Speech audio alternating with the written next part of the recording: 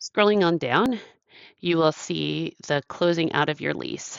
This is used for two things. One is while we're doing the onboarding process or while you're entering in the lease, you want to put in here how much of the security deposit is paid by the tenant that you're holding.